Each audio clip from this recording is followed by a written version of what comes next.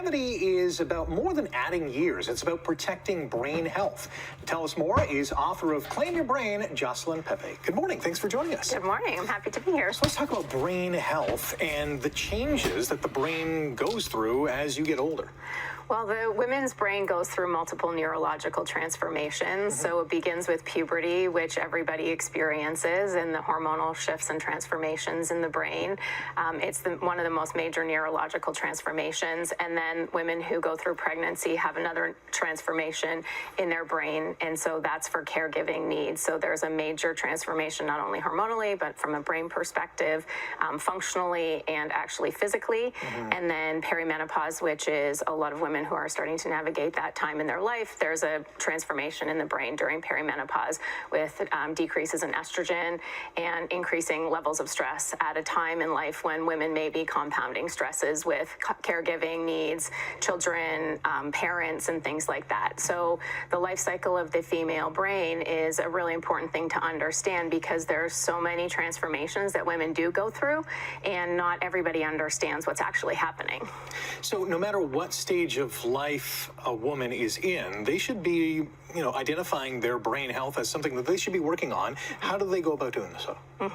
So women's brain health is really, there's so many opportunities. It's lifestyle medicine, first of all. So 45%, up to 45% of all dementias can be mitigated or decreased through lifestyle factors. So, sleep is our foundation, where our brain is clearing out toxins, movement, where we get oxygen flowing into our brain, nourishment of our body with the bidirectional communication between gut health and brain health. Cardiovascular health is linked, diabetes, all the different things that we navigate as a whole human being in terms of our health are really impactful on our brain health. And so when we think about those foundational elements of health, those are really important. Yeah. And also I want to acknowledge that it's not just on women individually. We as a society are advancing in women's health, and we have a humongous opportunity here. Let's talk about that. What is the opportunity? So McKinsey just put out a report that in Canada specifically, we have a $37 billion economic opportunity if we take care of and start to really focus on gender differences in health and women's brain health specifically. So that economic opportunity, if we're taking care of women's health and really focusing in on research and support, that $37 billion economic opportunity is by taking better care of women's health and precision medicine. Yeah, that's a big number. That is a huge number because women are living 24% longer, but they're living longer in poorer health. And so it's not about living longer, it's about quality of life through a lifespan. So what should women be doing now or thinking about or in terms of exercises or brain stimulation to get to that better place? Well, so the things that I mentioned, sleep, movement, and nourishment. So feeding our brain healthy foods, and that includes the Mediterranean style of eating, so healthy brain fats.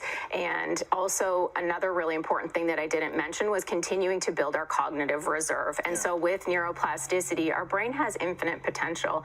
And if we continue to learn new skills and new activities throughout our life, so whether it's a new sport, a new craft, a new hobby, our brain thrives on that change. And what happens is that we build a backup battery and we build cognitive reserve. So when we do start to go through later life, we have something built up in the background that our brain can tap into to continue to, grow and evolve. It's kind of like an EV battery that we're charging up and that we can use later on in life. Exactly. Jocelyn, thank you so much for joining us this morning and offering these important tips. Thank you. Nice to be here. More Morning Live coming up after the break. Good morning.